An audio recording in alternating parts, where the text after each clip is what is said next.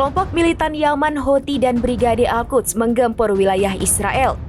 Serangan tersebut memaksa jutaan warga Israel mengungsi ke tempat persembunyian. Pada Minggu 23 Maret 2025, Houthi menembakkan rudal-rudalnya menyasar wilayah Israel. Sirine peringatan atas serangan udara itu berbunyi di seantero Israel Tengah. Jutaan pemukim negara pendudukan itu mengungsi dan berlindung ke tempat perlindungan bom. Meski demikian, Angkatan Udara Israel mengklaim berhasil mencegat rudal Houthi tersebut. Sehari setelahnya, atau tepatnya pada Senin 24 Maret, giliran Brigade Al-Quds meluncurkan serangan. Sayap militer Gerakan Jihad Islam itu mengaku menargetkan beberapa wilayah di amplop Gaza, seperti permukiman Sderot, Netiv HaAsara, Zikim, dan Gaza Envelope. Rentetan roket mereka luncurkan membombardir wilayah-wilayah tersebut. Pasukan rudal Saraya juga turut meluncurkan serangan terhadap Sderot dan permukiman selubung.